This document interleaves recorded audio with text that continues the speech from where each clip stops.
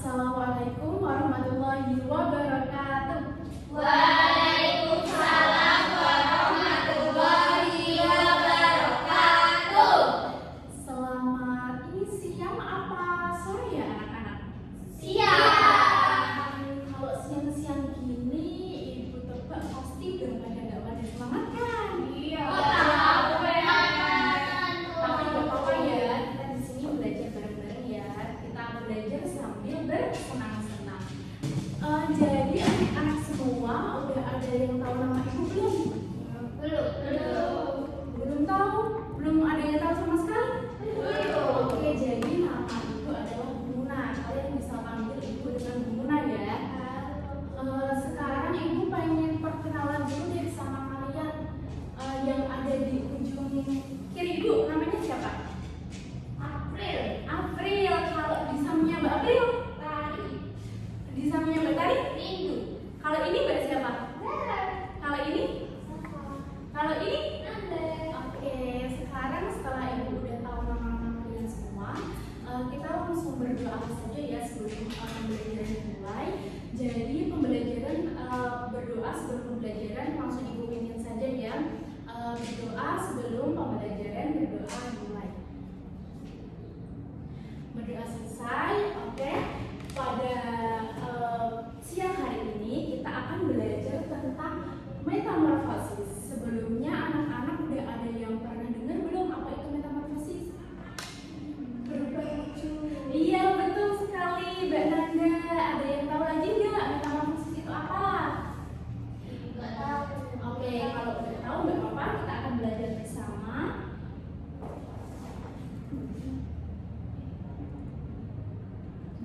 Sebelum masuk materi, ibu mau tanya, apakah perubahan bentuk mereka itu sama? Di sini ada hewan apa? Anak-anak? Di sini? Di sini? Bisa kita lihat ya anak-anak semuanya wujud dari mereka ini berbeda dan tentunya bisa ibu simpulkan, bisa kita simpulkan bahwa pertumbuhan mereka pun tentunya juga berbeda. Sekarang kita masuk pada materi yang pertama yaitu pengertian metamorfosis seperti yang sudah dikatakan oleh Mbak Nanda tadi.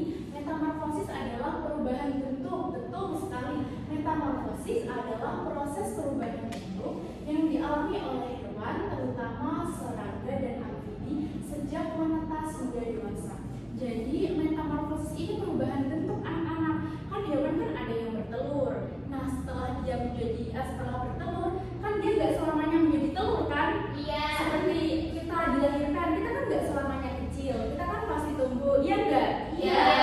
Metamorfosis itu secara gampangnya itu seperti itu. Namun metamorfosis ini terjadi pada hewan serangga dan hewan amfibi. Oke, Amfibi itu apa? amfibi itu hewan yang bisa hidup di dua dunia, Mbak April. Di awal. Dunia darat dan dunia air. Kata. Iya betul sekali. Contohnya ada katak, terus ada juga buaya. Itu kan bisa hidup di air dan bisa hidup di darat. Itu yang dinamakan hewan amfibi. Kalau hewan serangga, anak-anak udah tahu ya hewan serangga itu contohnya apa? Nah, setelah anak-anak mengetahui tentang pengertian metamorfosis, lanjut ke macam-macam metamorfosis. Jadi anak-anak, metamorfosis ini juga ada macam-macamnya. Ada dua macam, metamorfosis sempurna dan metamorfosis tidak sempurna. Lalu apa sih Bu metamorfosis sempurna dan tidak sempurna itu? Nah, metamorfosis sempurna ini yang memiliki tahapan. Jadi dia itu awalnya berupa telur anak-anak. Setelah dia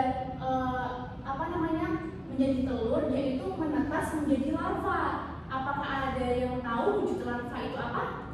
Singgah ular. Iya, iya betul Mbak April bisa. Boleh, larva itu sindar dia. Bahasa Jawanya ya sindar itu sekali. Setelah larva dia itu berubah wujud menjadi pupa. Nah setelah berubah wujud menjadi pupa, dia akan berubah wujud menjadi imanggu. Imanggu itu bentuk dewasa teman-teman. Kayak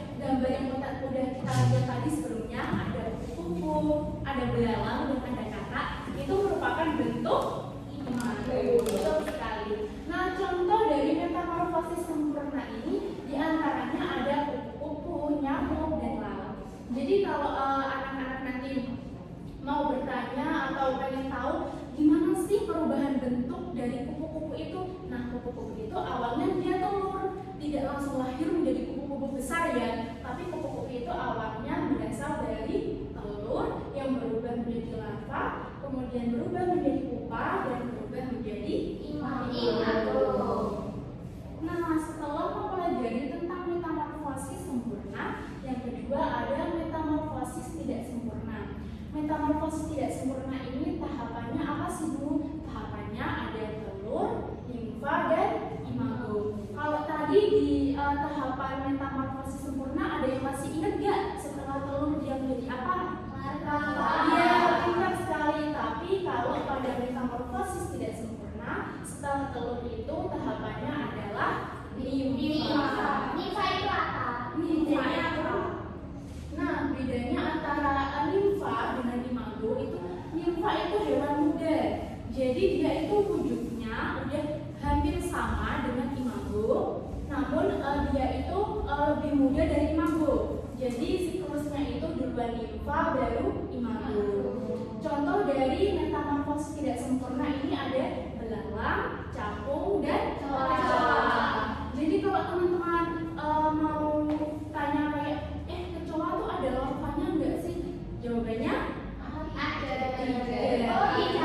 Tidak ada, Mbak April. Jadi kecoa itu setelah dia dari telur, dia itu langsung menjadi nimfa. Wujudnya itu kecoa, tapi dia lebih kecil dari kecoa dewasa begitu. Jadi nanti kalian kalau ditanya orang jangan salah jawab ya. Misal ditanya capung itu ada pupanya enggak? Jawabannya tidak. Nah, ciri-ciri metamorfosis sempurna tadi sudah Ibu jelaskan. Yang pertama ada fase pupa, yang kedua bentuk larva sangat berbeda dari bentuk dewasa. Ini bisa kita nanti lihat di slide selanjutnya ya anak-anak. Terus yang ketiga ada perubahan bentuk sangat drastis.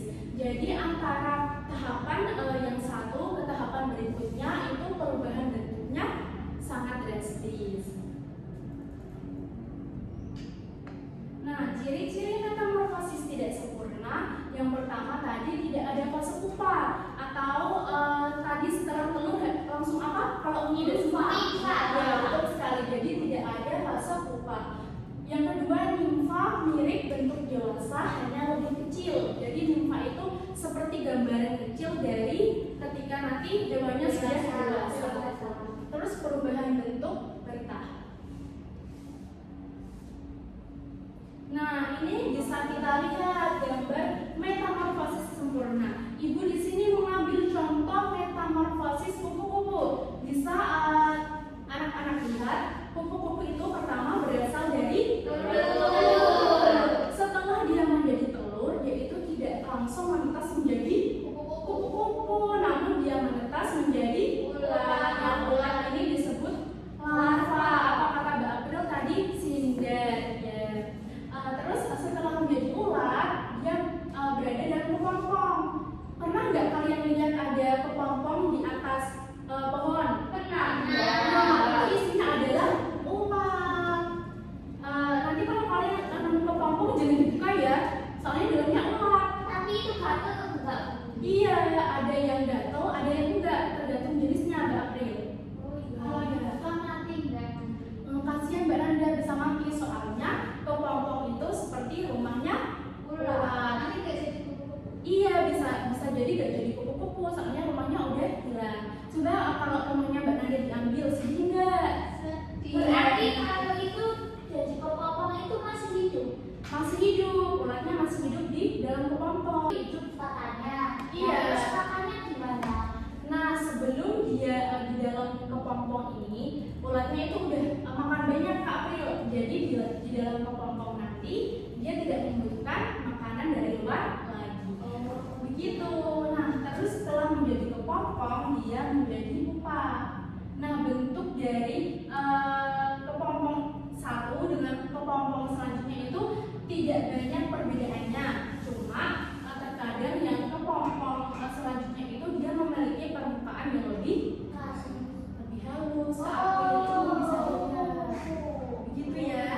Nah, setelah berada dalam kepompong, lalu dia akan keluar sebagai kupu-kupu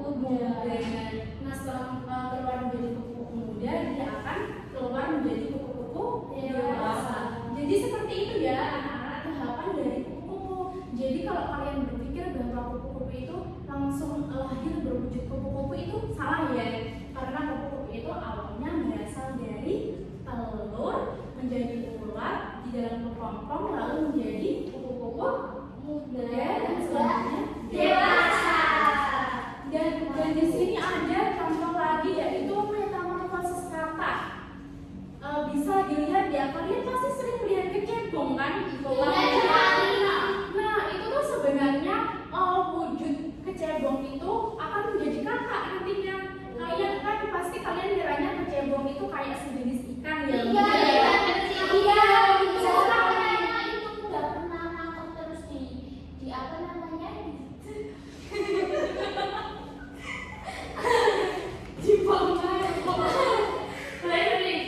Iya, itu katanya Zara pernah nangkep terus ditempatin di toples terus katanya berubah jadi kakak. Oh iya, biasanya pernah kayak gitu. Iya, namanya Berindu.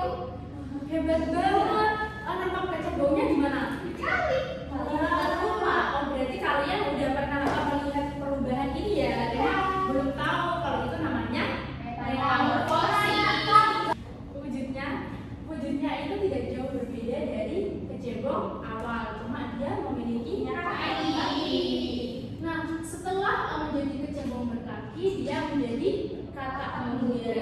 Bisa anak-anak lihat ya, perubahan antara kecebong menjadi kakak itu sangat berbeda. Nah, jadi kalau kalian ditanya apakah kakak itu lahirnya langsung menjadi kakak, jawabannya tidak, karena kakak itu awalnya berasal dari kecebong, menjadi kecebong berkaki, menjadi kakak muda, dan akhirnya menjadi kakak dewasa. Nah, di sini ada gambar metamorfosis yang tidak sempurna. Guru mau tanya lagi nih, nanti tadi ciri-ciri metamorfosis tidak sempurna apa? Tidak bisa ada Ya, betul, yang ada simbolnya. Nah, bisa kita lihat ya, tadi Ibu sudah menjelaskan bahwa di metamorfosis tidak sempurna itu ada nimfa. Tadi ada yang tanya, nimfa itu apa sih Bu? Jadi nimfa itu adalah bentuk kecil dari hewan dewasa. Yaitu bentuknya sama seperti hewan dewasa, namun dengan ukuran yang lebih kecil. Nah, tahapannya itu belalang bisa kita lihat ya. Pertama itu ada belalang betina yang bertelur. Dari telur dia menjadi nimfa, menjadi nimfa lagi, menjadi nimfa lagi, menjadi nimfa lagi, akhirnya menjadi imago.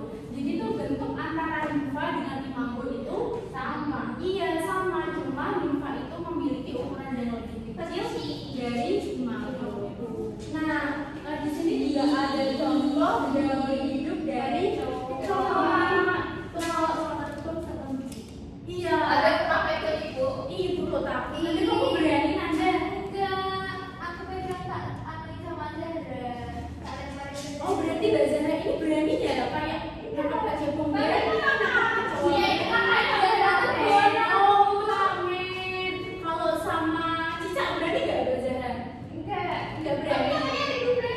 Enggak pernah tahu tapi. Kamu kok tahu Zara? Karena aku kan belajar. Kamu nggak berani? Kamu tuh punya kecoa.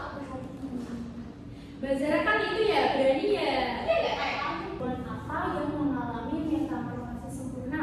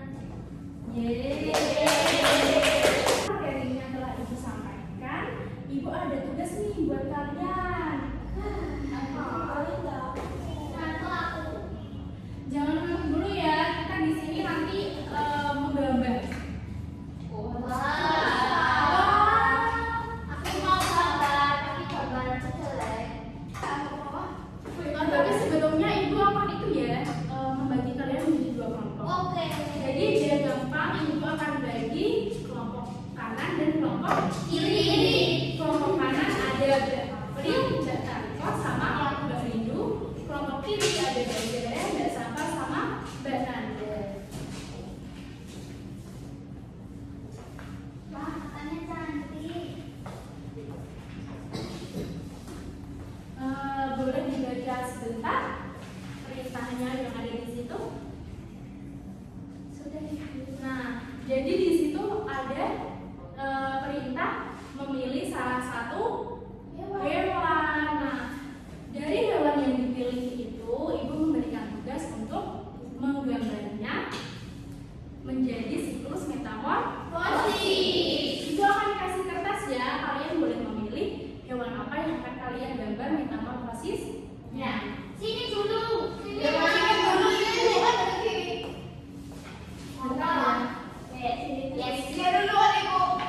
Udah papa baca deh. Oke anak-anak semua, karena ibu lihat tugasnya udah pada selesai ya menggambarnya. Baik, bagus-bagus gambarnya dan videonya juga udah bener kok gambarnya. Nah sekarang ibu minta satu kelompok untuk presentasi. Siapa yang mau presentasi? Oke, kelompoknya Mbak Rindu, kelompok kanan bisa presentasi. Yuk.